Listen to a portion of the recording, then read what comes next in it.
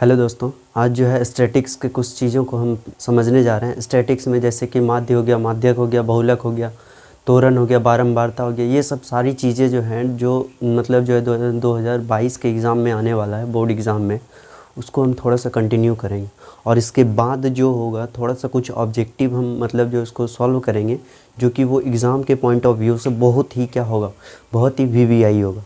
इसको आप लोग लास्ट तक ज़रूर देखें, क्योंकि लास्ट में जो है कुछ ऑब्जेक्टिव को हमने डिस्कस करेंगे, और जो कि डिस्कस करने के बाद जो है कि वो आपको एकदम कंफर्म है कि उसमें से जो है कंफर्म आएगा ही आएगा। इसलिए आप लोग समझने की कोशिश करें। और जो अभी हम बताने जा रहे हैं स्टैटिक्स के कुछ चैप्टर को, जो है कि बहुत ईजी सा है, सिंपल सा है, जो कि आपको समझने में आसानी होगा। ठीक है। सबसे पहला जो है वो क्या है, हमारा जो है वो माध्य है। और माध्य हमने पहले भी पढ़ा होगा जहाँ तक, लेकिन अभी जो हम फिर से एक बार री करने जा रहे हैं कि जो कि बहुत क्लास में हम तो बता चुके हैं, लेकिन जहाँ तक उसके लिए एक लेवल के अनुसार, एग्ज़ाम के अनुसार, एग्ज़ाम के पॉइंट ऑफ व्यू से बहुत ही वीवीआई सब क्वेश्चन मतलब जो है कराऊंगा, जो कि उसको समझने की आप लोग कोशिश करेंगे। सबसे पहला जो है चीज़ है वो आप जानते हैं, एक होता है आपका माध्य, एक होता है आपका माध्य, दूसरा होता है माध्यक, तीसरा होता है आपका बहुलक। ये तीनों चीज़ें एक अच्छी तरह से समझा गया है। जैसे कि एक माध्य, माध्य को हम कहते हैं हिंदी में, सॉरी इंग्लिश में मीन कहते हैं, ठीक है। और इसको हम मीडियन कहते हैं। माध्यक को क्या कहते हैं, मीडियन। और अगर यदि हम बहुलक को कहते हैं मोड, बहुलक को क्या कहते हैं, मोड, इंग्लिश में। इसी तरह माध्य, माध्यक, बहुलक आपने पढ़ा भी होगा, लेकिन यहाँ से समझने की कोशिश करेंगे कि माध्य क्या होता है। कि माध्य को अगर यदि हम डिफ़ाइन करने की कोशिश करें, ये एक एवरेज की तरह होता है।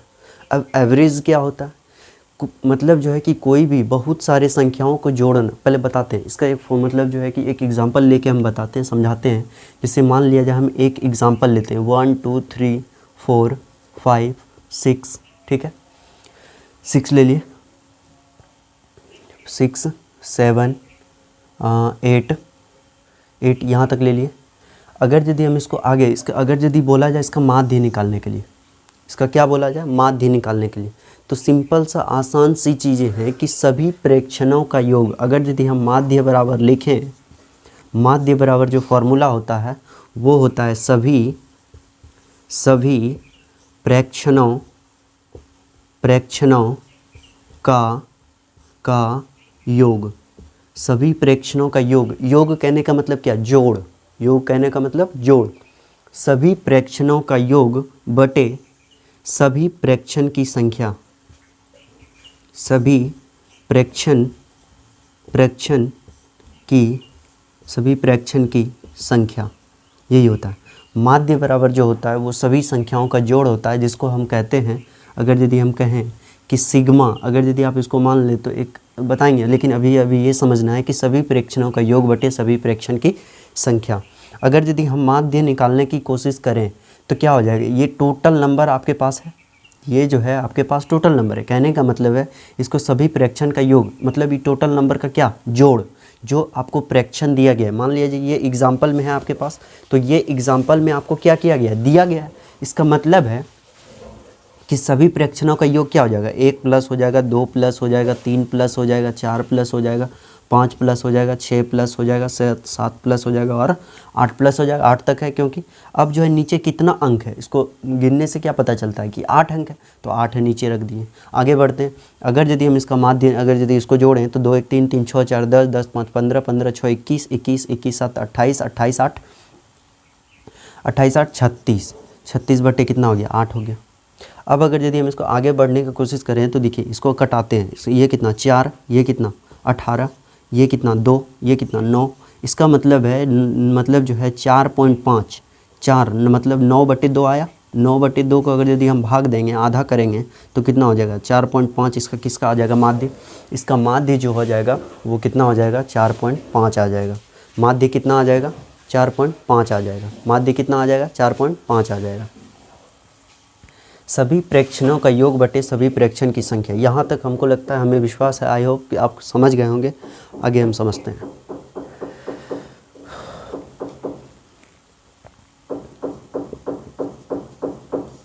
अगला सवाल अगर यदि हम देखें, इस बात को समझने की कोशिश करें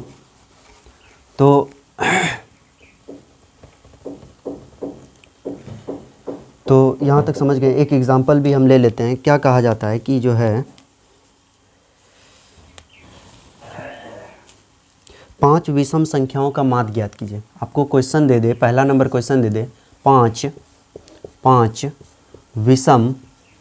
विषम संख्या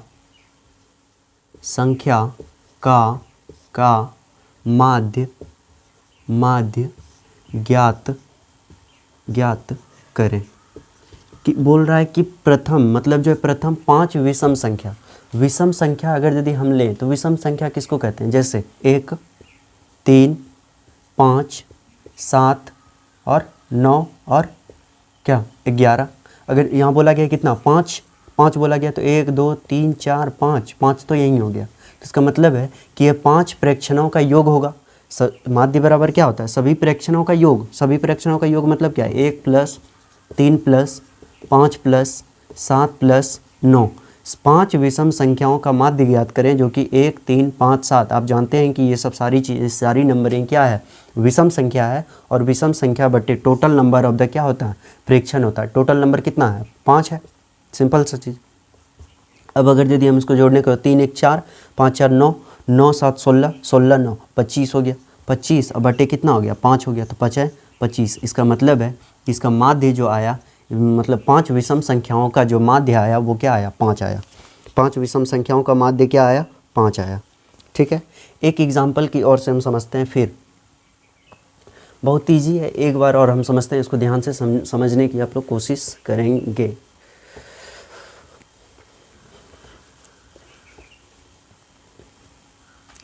जैसे कि एग्ज़ाम्पल मिले, अगर यदि हम बात करते हैं, जैसे कोई भी एग्ज़ाम्पल मिले लें कि मतलब जो है कि जैसे हमारे पास रहा 15, 16, 17, 18, 19 और 20। ठीक है। अगर यदि हम इस तरह बात करें, इसका बोला जाए आपको माध्य ज्ञात करने। क्या बोला जाए? माध्य ज्ञात करने। छोटा सा कोई संख्या लीजिए, इसको जोड़ने में थोड़ा हो सकता है, जैसे कि 7 ले लें, 8 ले लें, 9 ले लें, 10 ले लें, 11 ले लें, 12 ले लें, इस तरह का ले लें। अब बोलेगा यहाँ माध्य निकालने के लिए। हम आपको बताए हैं माध्य बराबर जो होता है वो सभी प्रेक्षणों का योग होता है। सभी प्रेक्षणों का योग कितना हो जाएगा? 7 + 8 + 9 + कितना 10 + 11 + 12। अब बटे जो हो जाएगा लास्ट में कितना संख्या? 1, 2, 3, 4, 5, 6 6 लिख दिए। अब बटे अब सबको जोड़ दिए। 8, 7, 15, 15, 15, 9, 15, 9, 24, 24, 10, 34, 34, 1, 35, 10, 35, 35, 10 कितना हो गया? 45, 45, 10, 55, 55, 2 कितना हो गया? 57। अब बटे कितना हो गया? 6। तो ये आपका माध्य निकल गया। यहाँ तो कटने वाला है नहीं, इसलिए हम इसको कटाना नहीं चाहेंगे। और ये आपका माध्य ये निकल गया। माध्य आसान सा चीज़ था जो कि हमको समझने में आसानी रहा। जो कि कुछ भी करना है, कितनों भी संख्या दे दिया जाए उसको क्या कर देना है? जोड़ के, और जितना भी संख्या होगा उससे क्या कर देना है? डिवाइड कर देना है। ये आपका माध्य का नियम है और माध्य इसी तरह निकालते हैं। ठीक है। आगे जो है हमारा माध्यक है। आगे क्या है? माध्यक। अब माध्यक कैसे निकलता है इसको हम समझने की कोशिश करेंगे। तो माध्यक कैसे निकलता है? माध्यक हम अगर यदि हम निकालने की कोशिश करें तो कैसे निकालेंगे? तो माध्यक में भी सिंपल सा चीज़ है, इसको समझने वाला चीज़ है। जैसे कि मान लिया जाए आपको इसी तरह का कोई भी नंबर दे दिया, 1, 2, 3, 4, 5 यहाँ तक दे दिया। इसका बोला जाए आपको माध्य ज्ञात करने। देखिए आपको ध्यान देना, यहाँ क्या है? कितना संख्या है? 5 संख्या है। 1, 2, 3, 4, 5 संख्या। तो आपको ध्यान देना है, यहाँ n लिखना है। n कितना हो गया? 5। n कितना हो गया? 5। अब यहाँ पर ये वाली बात, समझने वाली बात ये है कि सबसे माध्यक मतलब क्या होता है? अगर यदि हम बात करें मीडियन, माध्यक मीडियन इसमें कितना है? 5। तो सबसे पहले फार्मूला n = कितना हो जाएगा आपका? कितना हो जाएगा? 5। एक फार्मूला होता है माध्य निकालने के लिए। जब यहाँ देखिए एक विषम संख्या आ गया। अब छोड़िए, इस तरह मत समझिए। देखिए अगर यदि यहाँ इधर 2 छोड़ते हैं तो इधर भी हमको 2 छोड़ना है। जैसे एक एग्जांपल लें, 2, 3, 4, 5। ठीक है। देखिए इधर भी जब हम 2 छोड़ें तो उधर भी हमको 2 बीच में कौन आया? बीच में 3 आया। तो यही आपका माध्यक हो गया। कौन? ये आपका 3 आ गया। माध्यक कौन आ गया, 3 आ गया। ठीक है, फिर से हम समझते हैं कि एक एग्जाम्पल फिर से अगर यदि हम लें, एक एग्जाम्पल फिर से लें जैसे 1 है, 5 है, 7 है, 8 है, 9 है, 10 है और 12 है, 12 है और 15 है। तो सिंपल सा चीज़ है, इसका क्या निकालना है आपको, माध्यक निकालना है। देखिए अगर यदि आप मान लिया जाए इधर से भी छोड़िए उधर से भी छोड़िए, मान लिया जाए इधर 3 अंक छोड़ें, ठीक है, तो इधर भी हमको 3 अंक छोड़ना पड़ेगा। तो बीच में बचा कौन, क्योंकि अगर यदि हम 4 अंक इधर लेते हैं तो 4 अंक इधर, तो बीच में कोई नहीं बचता। इसका मतलब है इधर 3 अंक और इधर भी हमको कितना अंक छोड़ना है, 3 अंक। तो बीच में जो बच गया वो 2 अंक बच गया। हाँ, 2 अंक जब बचा तो 2 अंक जो बचा उसको जोड़ के बटे 2 से भाग देना। 9 8 कितना हो गया, 17, 17 बटे 2। इसका मतलब है कि वो जो आएगा 8.5, इसका क्या आ जाएगा, माध्य आ जाएगा। ठीक है, एक एग्जाम्पल के अनुसार हम समझते हैं जो एग्ज़ाम में पूछा गया है।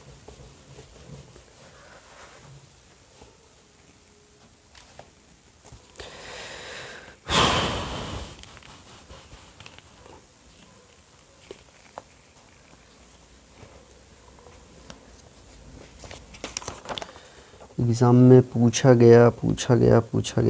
हाँ, देखिए एक एग्ज़ाम्पल है, दिया गया है कि 2 5 8 3 8, 2 5 8 3 8, ठीक है, 2 5 8 3 8। इसका माध्यक क्या होगा, पहले देखिए ये जो है सबसे छोटा है, इससे बड़ा है, फिर इससे बड़ा है, इससे छोटा है, इससे बड़ा है। पहले इसको असेंडिंग में सजाना है, कहने का मतलब आरोही क्रम में। आरोही क्रम क्या होता है कि छोटे से बड़ा, छोटे से बड़ा। अब देखिए इसको छोटे से बड़ा करेंगे तो 2 3 5 8 और 8 आएगा, हाँ या ना। तो 2 3 5 8 8 आया। ठीक है, अब अगर यदि हम बात करें इसका माध्यक निकालने, क्या बोले थे, इधर भी 2 छोड़ना है, इधर भी 2 छोड़ना है, तो बीच में बचा कौन, 5। तो ये इसका 5 जो हो गया वो क्या हो गया आपका, माध्यक हो गया। ये क्या हो गया आपका, माध्यक हो गया। ठीक है, अगला सवाल एक और लेते हैं, छोटा सा।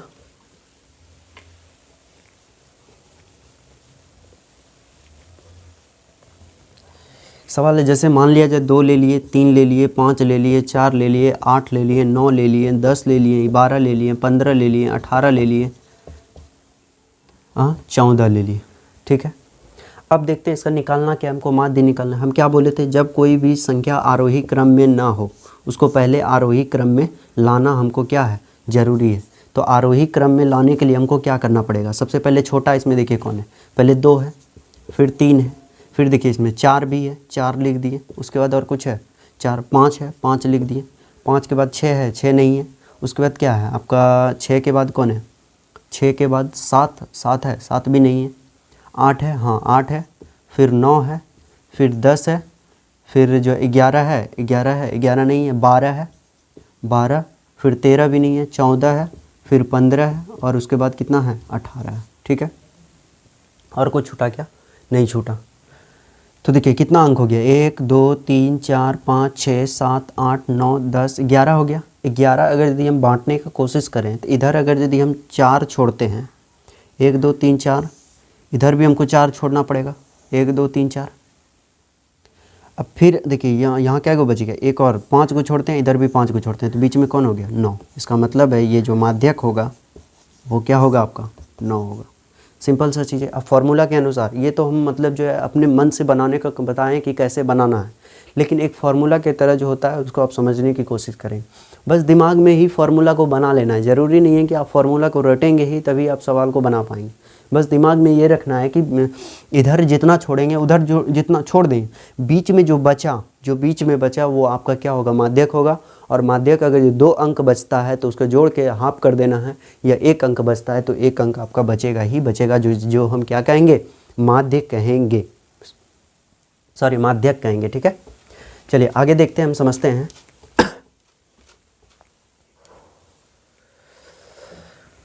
जैसे कि एग्जांपल लें, 1 3 5 8 9 12 15 18 4 3 2 1 3। ठीक है, तो अब इसको क्या करें? सबसे पहले हम क्या बताए थे, अभी असेंडिंग ऑर्डर में सजाना है, आरोही क्रम में, छोटे से बड़ा।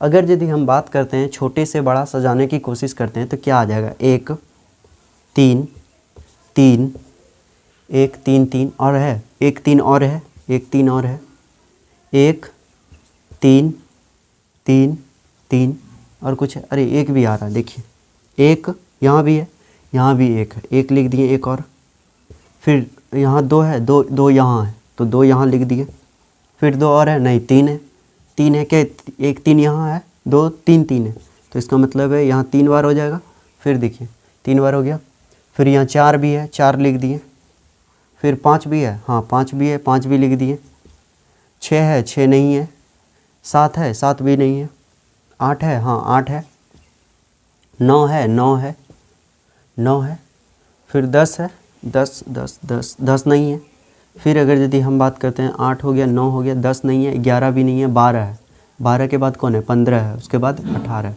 देखिए 12 15 18, अब तो कोई नहीं बचा।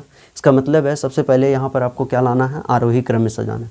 अब देखिए इसमें नंबर कितना है, 1 2 3 4 5 6 7 8 9 10 11 12 13 13, इसका मतलब है कि n बराबर कितना हो गया, 13। आपको मान लेना n इक्वल टू कितना, 13। 13 का तो आधा होता नहीं, जब आधा नहीं होगा तो उसमें 1 प्लस करना है, n + 1/2, मतलब जो है 13 + 1/2 कितना हो गया, 14, कितना हो गया, बटे 2, इसका मतलब 7वां। तो आप इधर से 7वां गिन लीजिए, 1 2 3 4 5 6 7, ये आपका माध्यक हो जाएगा। अब समझिएगा, इधर आप कितना अंक छोड़े, ये आपका माध्यक हुआ, माध्यक कितना आया, 4 आया, माध्यक कितना आया, माध्यक जो आया वो 4 आया। अब देखिए अगर यदि हम आपको ऐसे दिमाग से बताए थे कि कैसे बताना है कि उधर भी छोड़ना है इधर भी छोड़ना है, तो सेम टू सेम आंसर भी वही आएगा, सिंपल समझिएगा। 1 2 3 4 5 3 4 5 6 अंक इधर छोड़े थे, अब इधर देखिए 1 2 3 4 5 6 6 इधर भी छूट गए, अपने आप बीच में कौन बच गया, 4 बच गया, इसका मतलब ये माध्यक होगा। ठीक है, चलिए माध्यक तो समझ गए होंगे। अगर यदि अब बहुलक की तरफ चलें तो बहुलक और इजी है, बहुत ही आसान है, इसको समझने की हम कोशिश करेंगे।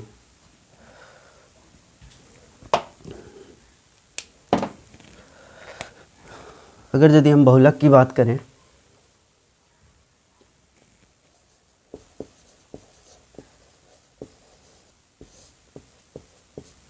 बहुलक सिंपल सा चीज़ है, बहुलक क्या है, सिंपल सा चीज़ है। जैसे कि एग्जांपल में हम लेते हैं, जैसे 1 2 1 5 8 3 6 3 7 3 8 5 8, इसमें आपको कुछ नहीं करना है, इसमें आपको कुछ नहीं करना है। सबसे देखिए आप ये ध्यान दीजिए कि सबसे ज़्यादा बार इसमें कौन आया, बहुलक यही होता है कि सबसे ज़्यादा बार कौन आया, बहुलक क्या होता है कि सबसे ज़्यादा बार जो है वो कौन आया है। तो सबसे ज़्यादा बार कौन आ सकता है, देखिए ध्यान से कि सबसे ज़्यादा बार इसमें देखिए 1 1 2 बार आया है, 1 2 बार आया, फिर 2 2 2 नहीं है, 3 3, हाँ 1 2 3 और कोई 3 है, देखिए तो 3 8 है, 8 कितना है, 8 8 8, मतलब 3 भी 3 है और 8 भी 3 है, और कुछ है, और कुछ है, इसमें एक जो है 8 बढ़ा दीजिए तो कितना हो गया, 4 हो गया, और कुछ है। अगर यदि हम 7 की बात करें तो 7 एक ही है, 5 की बात करें तो 5 2 है, 5 2 है, 5 6, और इससे ज़्यादा तो है नहीं। इसका मतलब है सबसे ज़्यादा बार कौन आया है 8 आया। तो आपको यही रखना है कि बहुलक में क्या होता है कि जो सबसे ज़्यादा बार आया होता है उसको हम बहुलक कहते हैं। ठीक है, जो एग्ज़ाम में पूछा गया उसका एक क्वेश्चन लेते हैं।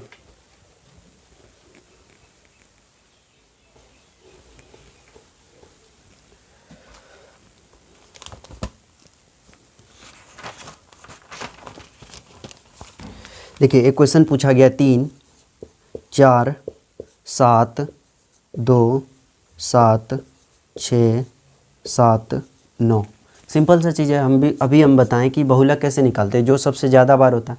तो देखिए हमको जहाँ तक लग रहा है, दिख रहा है कि 7 जो है वो कै बार है, 3 बार है, 7 जो है वो 3 बार है। इससे और कोई ज़्यादा है क्या, 3 2 4 नहीं, ये सब नहीं, 9 भी नहीं। इसका मतलब है सबसे ज़्यादा बार कौन आया है, 7 आया है। सबसे ज़्यादा बार कौन आया है, 7 आया है। इसका मतलब है जो आपका बहुलक होगा जो आपका बहुलक होगा वो क्या होगा, आपका 7 होगा। ठीक है, अगला सवाल की ओर।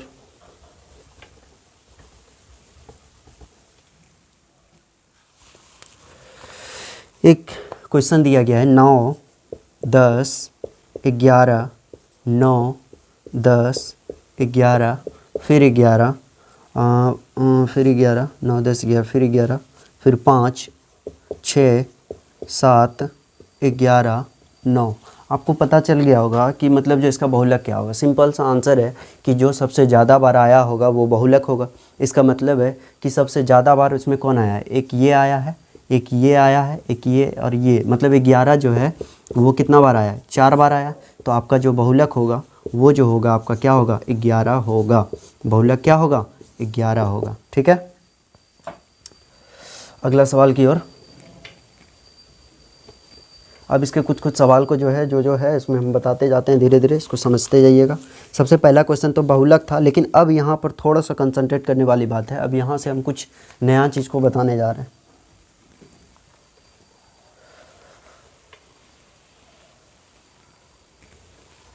अभी हमने आपको माध्य बताया है, माध्य बना के दिखाई। बोला गया यदि 3 4 5 17 तथा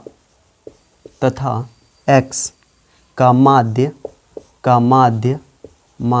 क्या है, 6 है तो x का मान ज्ञात करें। ठीक है, तो हम जानते हैं माध्य बराबर क्या होता है। माध्य बराबर होता है कि सभी प्रेक्षणों का योग बटे सभी प्रेक्षण की संख्या, सभी प्रेक्षण की संख्या। तो सभी प्रेक्षणों का योग कितना आएगा कि 3 + 4 + 5 + 17 + x। हम जानते हैं x, यही आपको x निकालना है। तो सभी प्रेक्षणों का योग, कहने का मतलब ये 3 भी होगा, 4 भी होगा, 5 भी होगा, 17 भी होगा, और क्या है, x का माध्य जो है वो 6 दिया हुआ है। तो आपको देखिए टोटल नंबर कितना हो गया, आप फिर काउंटिंग कीजिए, 1 2 3 4 5 हो गया। अब इसका माध्य जो दिया हुआ है, माध्य कितना दिया हुआ है, 6 दिया हुआ है। सिंपल सा आंसर। अब समझिएगा कि ये 6 जो है भाग में इधर आएगा तो किस में आएगा, गुना में। तो 6 × 5 हम लिख सकते हैं, बराबर इसको जोड़िए, 4 3 7 5 12 12 12 7 19 19 10 कितना हो गया, 29 प्लस कितना हो गया x, क्योंकि यहाँ x भी हमारे पास मौजूद है। तो अब अगर यदि हम बात करें तो 6 पंचे कितना हो गया, 30, बराबर कितना हो गया, 29, प्लस कितना हो गया x। तो हम यहाँ से कर सकते हैं x + 29 = कितना, 30। तो x = कितना लिख सकते हैं, 30 - 29, क्योंकि ये प्लस में 29 है, उधर जाएगा तो माइनस में। इसका मतलब है x = कितना आ जाएगा, 1। तो यहाँ पर यही आपको पूछा गया था कि x का मान जो होगा वो कितना होगा। ये आपका सवाल जो है 2020 2015 और 2020 2015 और 2013 में पूछा गया है। इसलिए आप इसको अच्छे से क्लियर करेंगे, जो कि अच्छे से समझेंगे, और ये सवाल आ भी सकता है। ठीक है,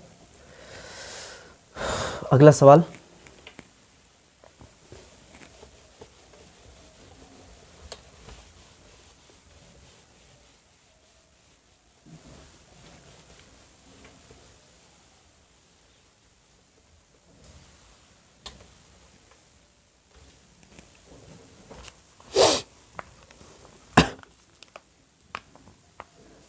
एक सवाल और दिया हुआ है, यदि एक 4x 5 तथा 12 का माध्य 7 है तो x का मान जो होगा वो क्या होगा। सिंपल सा अभी हम तुरंत बताएं कि आप जानते हैं कि माध्य बराबर क्या होता है। माध्य बराबर होता है सभी प्रेक्षण का योग बटे सभी प्रेक्षणों का सभी प्रेक्षणों की संख्या, ठीक है। तो हम जानते हैं सभी प्रेक्षणों का योग क्या हो जाएगा। सभी प्रेक्षण मेरे पास क्या क्या दिया हुआ है, 1 दिया हुआ है, 4 दिया हुआ है, x दिया हुआ है, 5 दिया हुआ है, 12 दिया हुआ है। तो 1 + 4 + x + 5 + 12, ठीक है। अब बटे कितना अंक हो गया, 1 2 3 4 5, 5 अंक हो गया। अब देखिए इसका माध्य जो दिया हुआ है कितना दिया हुआ है, 7 दिया हुआ है। तो अभी हमने बताया कि जब ये भाग में इधर आएगा तो कितना आएगा, गुना में आएगा, और इधर जितनी भी संख्याएं उसको जोड़ दीजिए। तो 4 1 5, 5 5 10, 10 10 20 2 22। अब 22 अब प्लस कितना हो गया x, क्योंकि बीच में x भी है। अब बटे कितना हो गया 5। अगर यदि हम इसको आगे लेके चलने की कोशिश करें तो ये जो है भाग में था तो ये गुना में आ गया, तो यहाँ 5 होने का ज़रूरत नहीं है। तो 7 5 कितना हो गया 35। तो हम लिख सकते हैं 22 + x = 35। अब x बराबर क्या लिख सकते हैं 35 अब -22। जब 35 में 22 जाएगा तो कितना बच जाएगा, 13 बच जाएगा, ठीक है। तो यहाँ तक जो ये आपका x का मान कितना आ गया, x का मान जो आ गया वो कितना आ गया, 13 आ गया, ठीक है। चलिए आगे समझते हैं। अच्छा सवाल है, और इसी तरह का सवाल और कुछ सेम टू सेम एग्ज़ाम में आया हुआ। और ये जो सवाल पूछा गया है किसमें पूछा गया है, ये आपका पूछा गया है, कहाँ था, ये पूछा गया 2020 में। 2020 में ये सवाल पूछा गया। तो सिंपल सा एक ही तरह का सवाल सब रहता है, इसको अच्छे से आप समझने की कोशिश करेंगे और इसको फिर से रिवीजन करेंगे। जैसे कि आपने पढ़ा कि माध्य, माध्यक और बहुलक, इसमें से एक चीज़ और जुड़ जाता है जिसको हम परिसर कहते हैं। अब परिसर क्या होता है इसको हम समझने की कोशिश करेंगे। इसको इंग्लिश में कहते हैं रेंज। सिंपल सा चीज़ है, ये बहुत बड़ा कोई भी चीज़ नहीं है, जो कि बहुत सारे बच्चों के मतलब जो बीच में कन्फ्यूज़न रहता है कि ये परिसर होता क्या। मतलब नाम, ये जो टर्म है ना, टर्म जो है मतलब जो किसी भी स्टूडेंट को मतलब जो है कन्फ्यूज़न में डाल देता है। ये टर्म जो है बहुत मतलब जो है बड़ा मायने नहीं है। देखिए समझिए, परिसर ये क्या है, परिसर जिसको हम इंग्लिश में कहते हैं रेंज। इसमें कुछ नहीं है। जैसे देखिए एक एग्जांपल लें हम, इस तरह का सवाल पूछा गया है। कब पूछा गया ये बताते हैं। पूछा गया है कि ये 2018 में, 2019 और 2018 दोनों में पूछा गया है कि सबसे पहला जो सवाल है वो है 24, 15, 22, 13, 9, 10, 30। इसमें पूछा गया परिसर। परिसर सबसे पहले आपको देखना है सबसे छोटा कौन है, सबसे छोटा कौन है, दिए हुए आंकड़ों में से सबसे छोटा कौन है। सबसे छोटा आपको कौन सा दिख रहा है, हमको तो यहाँ तक दिख रहा है वो 9 है सबसे छोटा। देखिए 24, 15, 22, 13, 9, 10, 30 में जो है सबसे छोटा कौन है, 9 है। और अगर यदि हम बात करते हैं सबसे बड़ा कौन है, तो सबसे जो बड़ा है वो कौन है, 30 है ना। सबसे बड़ा कौन है, 30 है। अब देखिए जो सबसे बड़ा है, बड़े में जो है रेंज निकालने के लिए क्या करते हैं कि जो सबसे बड़ा होता है, सबसे बड़ा जो होता है वो माइनस कर देना है सबसे बड़े में सबसे छोटे को। तो सिंपल सा चीज़ है, ये तो बस समझने वाली बात है कि सबसे छोटे घटाएंगे तो कितना, सबसे बड़ा कितना है 30, मैंने सबसे छोटा कितना है 9। इसका मतलब है इसका आंसर कितना आ गया 21। आपका रेंज, इस आंकड़े का जो रेंज है वो कितना आ गया 21, ठीक है। एक सवाल और है, आप लोग ध्यान से समझेंगे। माध्य का सवाल है। आप लोग रेंज समझ में आ गया होगा, परिसर समझ में आ गया, जो सबसे बड़ा है, बड़े में सबसे छोटे के, इतना लिखने की ज़रूरत भी नहीं है। जो इसमें ढूंढ लेना है आपको सबसे छोटा कौन दिख रहा है, और उसमें से सबसे बड़ा है, जो सबसे बड़ा में है सबसे छोटे को क्या कर देना है, घटा देना, ठीक है।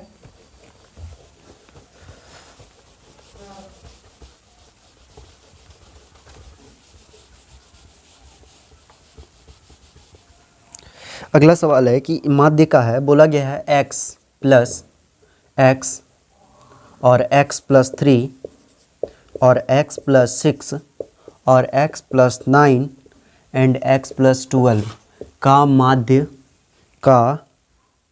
का समांतर माध्य ज्ञात करें। समांतर माध्य ज्ञात करें, मतलब जो भी समांतर का कोई बहुत बड़ा प्रभाव नहीं है। कहने का मतलब है समांतर जो जनरली आप लोग निकालते हैं सेम टू सेम वही निकालना है। और ये जो पूछा गया आपका 2019 में पूछा गया, हो सकता है ये पूछ सकता है, इसलिए आप ध्यान इसको रखेंगे। तो क्या है समांतर माध्य, माध्य बराबर हमने कहा था कि माध्य बराबर हम बार बार मतलब यही चीज़ बता रहे हैं कि सभी प्रेक्षणों का योग बटे सभी प्रेक्षणों की संख्या। यही चीज़ है। तो माध्य बराबर हम क्या जानते हैं, माध्य बराबर सभी प्रेक्षणों का योग बटे सभी प्रेक्षणों की संख्या, सभी प्रेक्षणों की संख्या। अगर यदि हम देखें सभी प्रेक्षणों का योग क्या हो जाएगा, जो मेरे पास दिया हुआ है उसको हम ध्यान से समझेंगे कि पहला दिया हुआ है x, दूसरा दिया हुआ है x+3, तीसरा दिया हुआ है x+6, चौथा दिया हुआ है x+9 और कितना दिया हुआ है x+12, यही दिया हुआ था। सभी प्रेक्षणों का योग यही ना करते थे, सभी चीज़ को हम क्या कर देते थे, जो हमारे पास डेटा दिया हुआ रहता था उसको जोड़ देते हैं और बटे जितना भी डेटा है, कितना है, 1 है, 2 है, 3 है, 4 है, 5 है, तो 5 से भाग लगा दिए। तो अब यहाँ देखिए, इसके आगे समझने की कोशिश करिए। अब इसमें देखिए x कितना है, ये x है, ये x है, ये x है, ये x है, ये उसके आगे नहीं है। क्या कितना x है, 1 2 3 4 5 x, तो 5 x जोड़ दिए, ठीक है। अब फिर कितना है, अब अंक वाले को जोड़ देते हैं, 3 6 3 9 9 9 18 18 2 20 10 30 हो गया, मतलब 5x+30 हो गया। y कितना हो गया आपका 5। अगर यदि आप इसे 5 कॉमन ले लें तो क्या हो जाएगा, x रह जाएगा और इसके पास कितना 5 36 मतलब 6 रह जाएगा, और बटे कितना हो जाएगा 5। अब ये 5 खत्म, तो आपका समांतर माध्य जो आया वो x+6 आया। ये सवाल पूछा गया 2019 में और एनुअल एग्ज़ाम में पूछा गया। इसको आप ध्यान से समझेंगे और अच्छे से इसको जो है पूरी तरह से रिवीजन कर लें, जो कि एग्ज़ाम में जाने के बाद ऐसा ना लगे कि कोई प्रॉब्लम हो और किसी भी सवाल को आप आसानी से सॉल्व कर सकते हैं।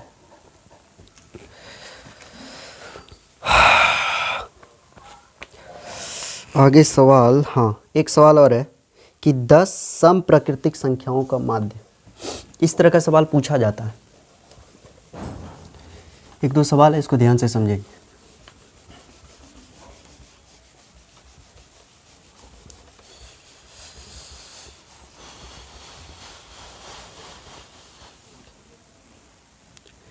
कि 10 समप्राकृत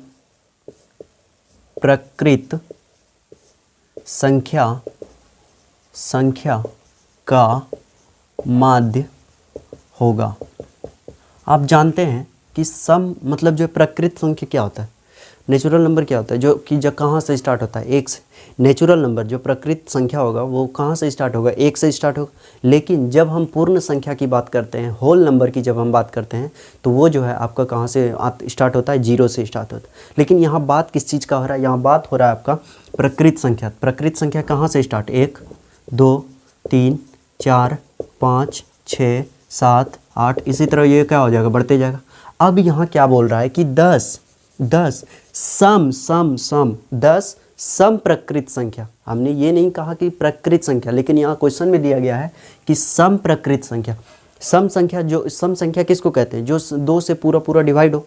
कहने का मतलब है कि जब हम यहाँ 2 रखेंगे तो दूसरा क्या रखना होगा, 4।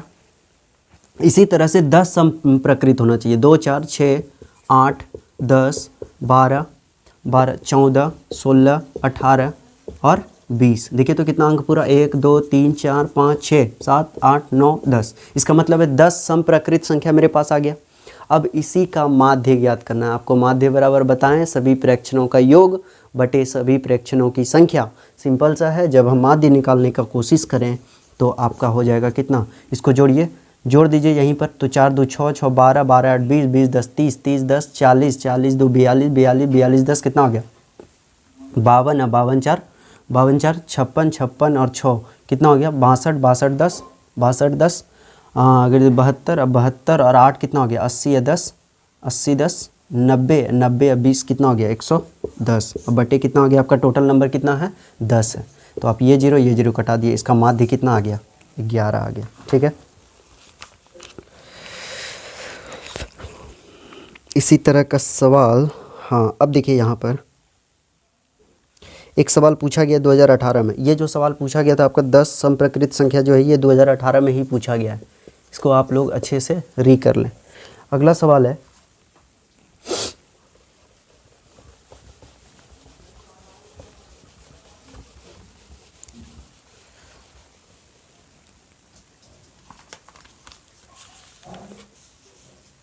अगला सवाल है 6 4 6 4 3 6 6 4 3 6 4 3 4 4 3 4 6 5 और x दिया हुआ है का बहुलक हो सकता है। आपको हम बताए थे कि बहुलक क्या होता है, जो सबसे ज़्यादा बार आया हो। देखते हैं कौन कौन ज़्यादा बार आया है। 6 के बार आया है, 6 देखिए तो क्या बार आया है, 1 2 3 तीन बार 6 आया है। अब अगर यदि हम बात करते हैं 4 का, तो 4 के बार आया, 4 भी आया है 3 बार। कहने का 1 2 3, ये भी 3 बार आया। 3 कितना बार आया, 3 नहीं आया, 3 4 4 4 4, हाँ 4 तो हो गया। 5 भी 1 बार आया है, 3 2 बार आया है और x। अब यहाँ x है, यहाँ पर हमारा लफड़ा फंस जाता है। कहने का मतलब है कि जब 6 एक और लिख दें तो इसका मतलब बहुलक 6 आ जाएगा, या 4 और 1 4 लिख दें यहाँ पर तो इसका मतलब बहुलक 4 हो जाएगा। तो इसका मतलब हमको ये पता चाहिए यहाँ से चल रहा है कि 6 और 4 दोनों हो सकता है। कि ऑप्शन में जो आपका दिया हुआ है, ऑप्शन में दिया हुआ है सिर्फ 5, सिर्फ कितना दिया हुआ है 5। दूसरा दिया हुआ है 4 और 6 दोनों, 4 और 6 दोनों। तीसरा दिया हुआ है आपका, तीसरा जो दिया हुआ है आपका 3 और 6 दोनों, 3 और 6 दोनों। और चौथा जो दिया हुआ है आपका वो है 3 4 तथा 6, 3 4 तथा 6, हाँ 3 4 तथा 6। अब देखिए यहाँ तो 6 भी आ रहा है 4 भी आ रहा है। इसका मतलब है यहाँ अगर यदि हम x का मान रखें तो कुछ भी आ सकता है, या 6 भी आ सकता है या 4 भी आ सकता है। तो आप इसमें सिर्फ 5, कभी 5 तो होगा नहीं, इसका मतलब ये ख़त्म।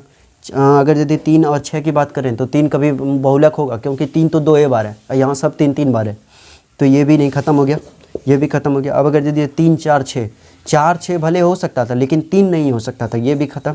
तो 4 6 हो सकता है। इसका मतलब आंसर कितना हो जाएगा आपका, बी नंबर कंप्लीट होगा। ठीक है,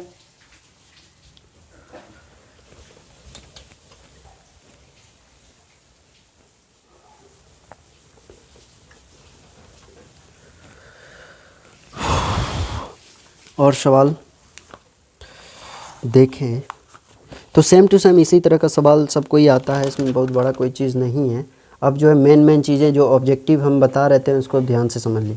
एक फार्मूला याद रख लीजिएगा कि जो है बहुलक जो बराबर होता है, बहुलक बराबर जो होता है, बहुलक बराबर जो होता है 3 माध्यक, 3 माध्यक, 3 माध्यक माइनस 2 माध्य, 3 माध्यक माइनस 2 माध्य, ये आपका क्या हो गया, आपका बहुलक हो गया। ठीक है, इसको अच्छे से समझने की कोशिश करेंगे। चलिए अब ऑब्जेक्टिव को हम धीरे धीरे सॉल्व करने की कोशिश करते हैं। बहुत अच्छा सब ऑब्जेक्टिव है और ये बार बार पूछा भी जाता है, बार बार पूछा जाता है, हर एग्ज़ाम में पूछा जाता है। आप इसको समझने की कोशिश करें, रट लें, याद कर लें, अच्छा रहेगा आपके एग्ज़ाम के पॉइंट। कुछ ऑब्जेक्टिव को देख लेते हैं। इसी स्टैटिक से बहुत सारा ऑब्जेक्टिव आता है, उस ऑब्जेक्टिव को हम एक तरह से उसको सजा के लिखे हैं और इसको आप अच्छे से याद कर लेंगे। अगर ध्यान में नहीं है तो कुछ समझने की कोशिश करेंगे, हम समझा रहे हैं। और अगर यदि समझ लिए और अच्छे से उसको मतलब जो है कंठस्थ कर लें, जो कि एग्ज़ाम में ऑब्जेक्टिव आएगा ही आएगा, इसलिए ध्यान रखिएगा इस बात का। ठीक है, तो सबसे पहला जो ऑब्जेक्टिव है वो आपका सांख्यिकी माध्य माध्यक बहुलक का है। सबसे पहला जो है निम्नलिखित में से कौन केंद्रीय प्रवृत्ति की माप नहीं है। मतलब जो है माध्य माध्यक बहुलक में केंद्रीय प्रवृत्ति की माप नहीं हो सकता है। तो इसमें आपको पता चलेगा कि केंद्रीय प्रवृत्ति की माप नहीं हो सकती है, वो आपका होगा माध्य नहीं होगा, माध्यक नहीं होगा, बहुलक नहीं होगा। आपका आंसर जो होगा वो आपका क्या हो जाएगा, मानक विचलन हो जाएगा। आपसे पूछा जाएगा कि निम्नलिखित में से कौन केंद्रीय प्रवृत्ति की माप नहीं। केंद्रीय प्रवृत्ति की माप कौन कौन है, माध्य है, माध्यक है, बहुलक है, लेकिन कौन नहीं है, वो है मानक विचलन। याद रखिएगा कि निम्नलिखित में से कौन केंद्रीय प्रवृत्ति की माप नहीं है, तो आपको आंसर देना है मानक विचलन। ठीक है, अगला प्रश्न है आपका कि जो है कौन आलेख द्वारा निर्धारित नहीं किया जा सकता। मतलब किसको आलेख द्वारा जो है निर्धारित नहीं किया जा सकता। अगर यदि हम देखें इसको तो ये आपका आंसर जो हो जाएगा वो माध्य हो जाएगा। इसको आलेख द्वारा निर्धारित नहीं कर सकते। याद रखिएगा किसको आलेख द्वारा निर्धारित नहीं कर सकते हैं, माध्य को आलेख के द्वारा निर्धारित नहीं कर सकते। अगला प्रश्न हमारा संचयी बारंबारता वक्र कहलाता है। ये बार बार क्वेश्चन पूछा जाता है और संचयी बारंबारता वक्र को जो हम कहते हैं त्वरण कहते हैं। क्या कहते हैं, त्वरण कहते हैं। ये वाला ऑप्शन इसको क्या कहते हैं, त्वरण कहते हैं। ठीक है, आगे है अधिकतम। अधिकतम बारंबारता वाले वर्ग को, जो देखिए जिसमें अधिकतम बारंबारता होगा, कहने का मतलब आपको नहीं बताए थे कि जो सबसे ज़्यादा बार आएगा, जो सबसे ज़्यादा बार मतलब जो है आएगा उसको हम क्या कहते हैं, बहुलक कहते हैं, बताए थे कि नहीं। तो यही बोला गया है यहाँ सवाल में कि जो है अधिकतम बारंबारता वाले वर्ग को क्या कहते हैं, बहुलक कहते हैं। क्या कहते हैं, बहुलक कहते हैं। अगला सवाल है कि चरों को आरोही, अभी हमने बताया था कि चरों को, कोई भी डेटा आपके पास दिया हुआ है उसको आप अगर यदि मतलब जो है आरोही क्रम में या अवरोही क्रम में, यानी कहें तो असेंडिंग ऑर्डर या डिसेंडिंग ऑर्डर में सजाएंगे और उसके बीच में जो आएगा, यही क्वेश्चन है आपके पास, ध्यान से समझिएगा कि चरों को आरोही या अवरोही क्रम में रखने पर बीच वाले चर को क्या कहते हैं। आप लोग बताए थे, आप लोग को जब वो असेंडिंग ऑर्डर में सजा के उसके बीच वाले चर को हम देखना चाहेंगे तो वो आपका क्या कहलाएगा, माध्यक कहलाएगा। अभी थोड़ा देर पहले हम आपको बताएं हैं, तो ये आपका क्या हो जाएगा, माध्यक। इसका आंसर कंप्लीट हो जाएगा। अगला है पद विचलन विधि द्वारा ज्ञात करने की विधि, जो है ज्ञात करने की विधि है। पद विचलन द्वारा मतलब जो है ज्ञात करने की विधि कौन सी है, तो पद विचलन द्वारा ये जो अगर यदि हम कर सकते हैं तो ये आपका क्या कहलाएगा, माध्य कहलाएगा। पद विचलन विधि द्वारा जो है ज्ञात करने की विधि, जो है ज्ञात करने की विधि है जो है वो क्या है, माध्य है। वो क्या है, माध्य है। ठीक है। अगला ऑब्जेक्टिव हम देखते हैं, कहलाता है कि 7 बहुलक जो है, बहुलक बराबर क्या होता है, 3 माध्यक माइनस 2 माध्य। मतलब जो है 3 में 3 गुना अगर यदि माध्यक होगा, ठीक है, 3 गुना जब माध्यक होगा माइनस 2 माध्य होगा तो हम बहुलक निकालेंगे। अभी हम फार्मूला हम लिखाए भी थे कि बहुलक बराबर जो होता है 3 गुना माध्यक माइनस 2 गुना माध्य। तो याद रखिएगा, ये फार्मूला की तरह आपसे पूछ दिया जाता है, कोई भी चीज़ जगह दे दिए, यहाँ खाली दे दिया जाए तो आपको माध्य लिखना है, यहाँ खाली दे दिया जाएगा तो माध्यक लिखना है, यहाँ खाली दे दिया जाए तो बहुलक लिखना है। इसी तरह का क्वेश्चन आपके आ सकता है। अब जो है वर्ग चिन्ह क्या है, वर्ग चिन्ह क्या है, जब माध्यक जब आप बनाते हैं तो माध्यक तो जब बनाते हैं तो क्या बनता है कि मतलब जो माध्यक बहुलक बनाते हैं तो उसमें क्या होता है, ऊपरी वर्ग सीमा जैसे 20 से 30, 30 से 40, 40 से 50, तो उसमें जो है वर्ग चिन्ह क्या होता है, जब ऊपरी वर्ग सीमा और निचली वर्ग सीमा को जोड़ कर 2 से भाग देते हैं। कहने का मतलब है ऊपरी वर्ग सीमा और यहाँ पर क्या हो जाएगा, निचली या निम्न वर्ग सीमा हो गया। तो इसमें ऑप्शन जो हो जाएगा वो कितना हो जाएगा, 3 नंबर हो जाएगा, तो अब बटे 2 हो जाएगा। ठीक है, ऊपरी वर्ग सीमा प्लस निचली वर्ग सीमा बटे 2। आगे है माध्यक का 3 गुना। अभी हम बताएं माध्यक का 3 गुना और माध्य के 2 गुना का अंतर, कहने का मतलब इसका घटाव क्या कहलाता है, अभी हम तुरंत बताएं क्या कहलाता है, बहुलक कहलाता है। सिंपल सा चीज़ है। आगे है 1 से लगातार 3 प्रकृत संख्या का माध्य। 1 से लगातार 3, देखिए 1 2 3, ये 3 प्रकृत संख्या हुआ, इसका माध्य निकालिए। 3 2 5 1 6, 6 बटे कितना संख्या है 3, तो 6 बटे 3, तो इसका मतलब ये। अब इसको कटा भी सकते थे, अगर यदि ऑप्शन में 2 रहता तो 2 भी लगाते, नहीं तो 6 बटे 3 आप लगा सकते थे। Thank you. यहाँ तक जो है अच्छे से समझ में आ गया होगा पूरा स्टैटिक्स जो है, मतलब जितना भी ऑब्जेक्टिव सारा था। एक दिन सब्जेक्टिव को हम मतलब जो है कि बताएंगे, लेकिन ऑब्जेक्टिव में जितना सारा क्वेश्चन आने वाला था, जो भी आने वाला था, उसको हम टोटल कंप्लीट कर चुके हैं। आप लोग अच्छे से पूरी तरह से इसको अच्छे से रिवीजन करेंगे और अच्छे से बनाएंगे। Thank you.